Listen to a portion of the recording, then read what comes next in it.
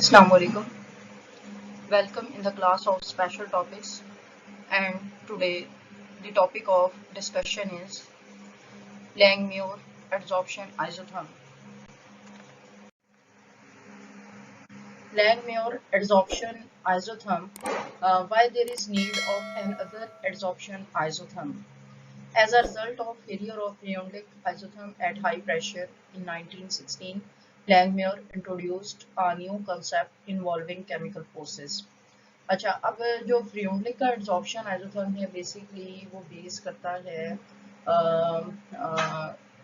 The interaction between gas molecules and for example solid surface as a result of van der Waals forces of interaction और लेकिन सारी की सारी interaction जो हैं वो van der Waals forces of interaction नहीं हो सकती.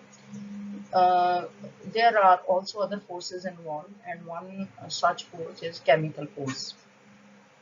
इसकी वजह से chemical forces की involvement in the interaction between gas molecule and solid forces इसको मद्देनजर रखते हुए Langmuir ने एक नया concept introduce किया.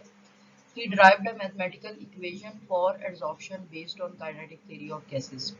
तो उसने एक मैथमेटिकल इक्वेशन को ड्राइव किया एड्सॉर्प्शन के लिए और ये वाली adsorption this was based on kinetic theory of gases. अगर आपको याद हो तो पिछले लेक्चर में हमने ये कहा था कि जो फ्रियोनलिक एड्सॉर्प्शन आइसोथर्म था this was just empirical based on experimental observation and it was not based on any theory.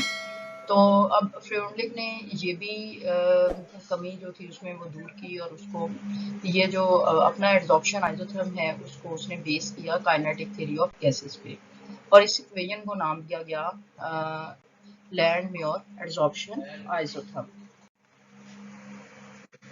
Assumptions of Langmuir adsorption isotherm. The solid surface is homogeneous and has a fixed number of adsorption sites. तो इसमें पहला तो एक ये assumption पेश किया गया कि जो solid surface है वो homogeneous है और throughout और this has a fixed number of adsorption sites on which gas molecules can adsorb. Each site cannot adsorb more than one molecule. That is the adsorption of molecule is confined to a monomolecular layers. अब इसमें ये भी assumption assume किया गया कि हर site जो है सिर्फ एक मॉलिक्यूल एब्जॉर्ब कर सकती है और अगर वो एक से ज़्यादा मॉलिक्यूल एब्जॉर्ब नहीं कर सकती तो इसका मतलब ये हुआ कि एब्जॉर्प्शन को लिमिटेड कर दिया गया कि this will form only a monomolecular layer on the absorbent. The adsorption gas behaves ideally in the vapor phase. ये वही आइडियल गैस वाला assumption आ गया है कि वेपर फेज में जो एब्जॉर्ब्ड गैस है वो आइडियली बिहेव करेगी लेकिन वेपर फेज में. Adsorption is considered as an equilibrium process between condensation of adsorbate molecule or on adsorbent and their desorption from it. तो अगला जो assumption है उसमें ये कहा गया कि adsorption is an equilibrium process और जितने मॉलिक्यूल एड्सॉर्बेंट की सतह पे एड्सॉर्ब हो जाएंगे वो नंबर उन मॉलिक्यूल्स के बराबर होगा जो एड्सॉर्बेंट की सतह को छोड़ेंगे यानी डिसॉर्ब होंगे. There is no interaction between the adsorbed molecules. तो गैस मॉलिक्यूल्स जो हैं वो केमिकली इनर्ट होंगे और उनके दरमियान कोई इंटरेक्शन नहीं होगा. The surface of the adsorbent is uniformly energetic. इसी तरह जो सरफेस है एड्सॉर्बेंट की वो भी हर जगह से यूनिफॉर्म होगी. ये नहीं होगा कि एक जगह से वो ज़्यादा एनर्जेटिक हो और दूसरी जगह से वो कम एनर्जेटिक हो. These postulates can be formulated mathematically. ठीक है, इसको हम mathematically भी इसको assume कर सकते हैं. Let theta be the fraction of total surface occupied by gas molecule at any instant. The rate of evaporation or desorption of adsorbate molecule from surface is proportional to the fraction of surface theta occupied by the gas molecules. अब यहाँ पर दो तरह की चीज़ें होंगी. एक तो ये कि वो फ्रैक्शन ऑफ गैस मॉलिक्यूल्स होगा which is adsorbed on the surface जो कि सॉलिड की सरफेस पे एड्सॉर्ब्ड हुए हैं उस फ्रैक्शन को इन्होंने थीटा का नाम दे दिया. ठीक है, और फिर दूसरा फ्रैक्शन ऑफ मॉलिक्यूल कौन सा होगा जो कि एड्सॉर्ब्ड सरफेस से एड्सॉर्बेंट की सरफेस से जो जुड़े हुए हैं मॉलिक्यूल वो वहां से एवेपोरेट होना चाहेंगे. ठीक है। तो उनकी कंसंट्रेशन जो है यानी rate of desorption this will be proportional to the fraction of surface theta. तो वो थीटा के यानी जितने ज्यादा मॉलिक्यूल सरफेस के ऊपर एब्जॉर्ब होंगे उतने ही मॉलिक्यूल्स में ज्यादा टेंडेंसी होगी कि वो सरफेस से डिसॉल्व हो सकें यानी सरफेस को छोड़ सकें। इसलिए rate of evaporation this will be proportional to theta, that is the surface occupied by absorbed molecule. ये थीटा वो वाला फ्रैक्शन है और रेट ऑफ एवापोरेशन इसी फ्रैक्शन के प्रोपोर्शनल टू होगा। अगर हम प्रोपोर्शनैलिटी साइन को खत्म कर दें then we will have k1 theta where k1 is the constant and represent the rate at which molecule evaporate from completely covered surface at certain temperature। K1 जो है ये कांस्टेंट है और ये उस रेट को रिप्रेजेंट करेगा जिसमें मॉलिक्यूल एवापोरेट होते हैं एक कंप्लीटली कवर्ड सरफेस से at certain temperature. The rate of condensation और adsorption on the surface is proportional to the fraction of surface that is bare or not covered, that is 1 minus theta. So this point is very important. तो rate of condensation या adsorption यानी कितने number of molecule surface के ऊपर adsorb होंगे, surface के साथ चिपक जाएंगे, वो डिपेंड करेगा कि कितनी मिकदार सरफेस की बेयर है यानी कंप्लीटली कवर्ड नहीं है। तो ये वाला जो थीटा है ये रिप्रेजेंट करता है वो वाला फ्रैक्शन जो कवर्ड है, ठीक है। तो 1 माइनस थीटा बेयर सरफेस को रिप्रेजेंट करेगा। तो rate of condensation this will be proportional to 1 minus theta. The rate at which molecules strike the surface varies directly with the pressure of gas.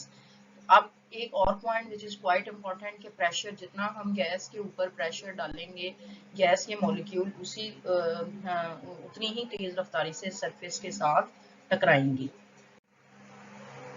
अच्छा, अब इसमें therefore the rate of condensation this will be proportional to 1 minus theta p, right। अब इसमें देखें rate of condensation जो है 1 minus theta, theta is equal 1 minus theta is equal to the bare surface, और condensation का rate जो है वो प्रेशर पे भी डिपेंड करेगा।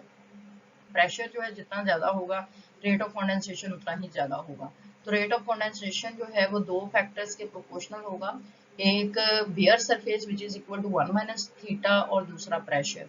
तो overall rate of condensation this will be proportional to 1 minus theta P और this is equal to k2 into 1 minus theta p, where k2 is again a constant, right। और ये रेट ऑफ कंडेंसेशन का constant है।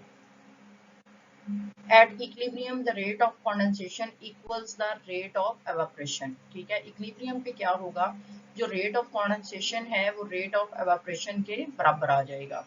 तो इस वजह से क्या होगा k1 theta this is equal to k2 1 minus theta p। तो ये है रेट ऑफ एवापोरेशन और इक्विलिब्रियम पे this will become equal to rate of condensation. अब हम इसको सॉल्व करेंगे मैथमेटिकली। k1 थीटा इस k2 को अंदर जब मल्टीप्लाई करेंगे और p के साथ भी, पहले अगर हम इसको 1 माइनस थीटा को p के साथ मल्टीप्लाई करेंगे ये हो जाएगा p माइनस थीटा p, फिर इस k2 के साथ इसको मल्टीप्लाई करेंगे तो वो हो जाएगा k2p minus k2 theta p, right. तो अब हम ये वाला माइनस वाला जब इधर लेके जाएंगे तो ये पॉजिटिव हो जाएगा, k1 theta plus k2 theta p this is equal to k2p। अब इसमें से थीटा कॉमन आ जाएगा, theta is equal to k1 plus k2p this is equal to theta is equal to, अब k2p ये ऊपर है divided by k1 plus k2p। अच्छा, अब अगर हम ये एक और फैक्टर अज्यूम करें कि b जो है वो हमारे पास बराबर है b is equal to k2 divided by k1, ठीक है।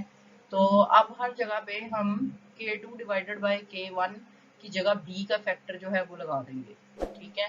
तो वो फिर हमारे पास इक्वेशन बन जाएगी थीटा इज इक्वल टू, ये देखें k2 डिवाइडेड बाय k1 इसकी जगह अगर हम b लगा दें तो ये हो जाएगा b p and this will become 1 plus bp, ठीक है। ये थोड़ा सा बीच में 2-3 मैथमेटिकल स्टेप्स आते हैं वो आप लोगों ने खुद करनी है।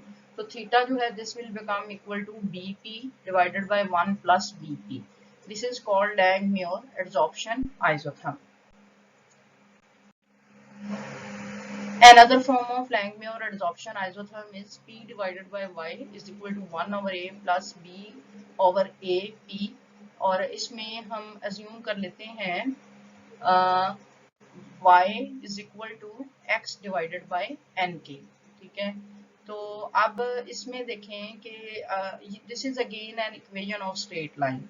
अब अगर ये वाला y जो है वो बराबर है x ओवर n के, तो जैसा कि यहाँ पर देखें इक्वेशन ऑफ स्ट्रेट लाइन के मुताबिक ये एक प्लॉट ये ड्रॉ किया गया है और इसमें p divided by x over n ये वाली चीज है। y बराबर है x ओवर n के, तो ये आ जाएगा p divided by x over n। x और n जो है क्या चीजें हैं, ये हम फ्रियोलिक एडसॉर्प्शन आइसोथर्म में भी इनकी एक्सप्लेनेशन पढ़ चुके हैं, ठीक है। तो अब इसमें यहाँ पर क्या होगा, this is equation of straight line. इसमें हम p divided by x over n को प्लॉट करेंगे against pressure, we will get a straight line, ठीक है। स्ट्रेट लाइन जो है वो y एक्सिस को यहाँ से कट कर रही है, तो इसके नीचे ये वाला हिस्सा अगेन इंटरसेप्ट कहलाएगा और इंटरसेप्ट इस इक्वेशन के मुताबिक दिस इज द इंटरसेप्ट। ये इंटरसेप्ट 1 ओवर a के बराबर होगा, जबकि स्लोप जो है ये b ओवर a के बराबर होगा। So this is Langmuir adsorption isotherm and you can say that it is heading straight, right? लेकिन अगेन ये स्ट्रेट लाइन ओरिजिन से स्टार्ट नहीं हो रही, बल्कि ये y एक्सिस को यहाँ पर काट रही है, जिसकी वजह से हमारे पास ये एक इंटरसेप्ट आ रहा है। Now we will discuss the uses of Langmuir adsorption isotherm. The Langmuir adsorption isotherm gives a quantitative explanation of adsorption. ये क्वांटिटेटिव एक्सप्लेनेशन एडजॉर्प्शन की देता है कि कितने नंबर ऑफ मॉलिक्यूल गैस की सतह पे सॉलिड की सतह पे एडजॉर्ब्ड हो चुके हैं। This equation explains mechanism of chemisorption. ये केमिसॉर्प्शन के मैकेनिज्म को भी एक्सप्लेन करती है। It is more satisfactory than फ्रियोलिक theory while explaining physical adsorption of gases on solids। ना सिर्फ ये कि केमिसॉर्प्शन को ही एक्सप्लेन करती है, बल्कि ये ज़्यादा satisfactorily physical adsorption of gases on solids, इसको भी ये फ्रियोलिक आइसोथर्म या फ्रियोलिक थ्योरी से ज़्यादा बेहतर तरीके से एक्सप्लेन करता है। Limitations of Langmuir adsorption isotherm. The theory could not explain all the experimentally observed adsorption isotherm। ये तमाम एक्सपेरिमेंटली ऑब्जर्व्ड एडसॉर्प्शन आइसोथर्म्स को एक्सप्लेन नहीं कर सकी या कर सकती। रीज़न फिर वही है कि ये काइनेटिक थ्योरी ऑफ गैसेस पे बेस करती है और काइनेटिक थ्योरी में कुछ ऐसे अजम्पशंस हैं जो कि लो टेम्परेचर और हाई प्रेशर पे they do not hold good. That is why this theory as it is based on kinetic theory of gases, this could not explain all the experimentally observed adsorption isotherm। Right, this theory holds good at low pressure only। ये भी सिर्फ low pressure पे work out करती है। This theory assumes that the surface is capable of absorbing a layer one molecule thick and no more। ठीक है, ये mono molecular theory layer theory है, लेकिन एक्चुअल प्रैक्टिस में मच थिकर लेयर्स जो हैं वो भी रिपोर्ट की गई हैं। According to this theory, the saturation value of adsorption is independent of temperature। अब इस theory के मुताबिक सिर्फ pressure को consider किया गया है और adsorption जो है उसमें ये कहा गया है this is independent of temperature, but experiments that show that saturation value decrease with rise of temperature। ठीक है, तो अब saturation value जो है experiment ये show करते हैं कि saturation value डिक्रीज होती है, यानी एडसॉर्प्शन वैल्यू डिक्रीज होती है अगर हम टेम्परेचर इंक्रीज कर दें। रीजन क्या है कि टेम्परेचर के इंक्रीज करने से काइनेटिक जो एनर्जी है गैस मॉलिक्यूल्स की बढ़ जाएगी, काइनेटिक एनर्जी बढ़ेगी तो उनकी स्पीड बढ़ेगी and they will have more tendency to leave the surface. That is why this theory does not hold good with rise of temperature. लेकिन इस थ्योरी में टेम्परेचर को कंसिडर नहीं किया गया। So now we will discuss about the applications of adsorption isotherm। A large number of industrial processes like synthesis of ammonia, alcohols, synthetic petrol are catalyzed where the reactions are adsorbed, where the reactants are adsorbed on the surface of solid catalysis। So these are the limited applications adsorption isotherm, because the large number of industrial processes they involve adsorption phenomena. Graphite is used as lubricant. This action is based on adsorption. Softening of hard water by ion exchanges is based on adsorption of cations। Softening of hard water, पानी को बेहतर बनाने के लिए, पीने के काबिल बनाने के लिए आयन एक्सचेंजर्स यूज किए जाते हैं और वो एड्जॉर्प्शन के फिनोमेना पे ही बेस करते हैं।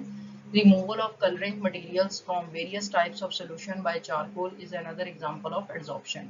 तो हम क्या करते हैं कि जो सोल्यूशन होते हैं उसमें अगर वो कलर्स अनडिज़ायरेबल कलर्स हों तो उसमें हम चारकोल डाल देते हैं और वो जो अनडिज़ायरेबल कलर्स के मटेरियल्स हैं, पार्टिकल्स हैं, वो चारकोल के ऊपर एब्जॉर्ब हो जाते हैं और इस तरह से हम उसको डी कलरिंग उसकी डी कलरिंग कर देते हैं, ठीक है, कलर वो रिमूव कर देते हैं। This is also based upon absorption phenomena.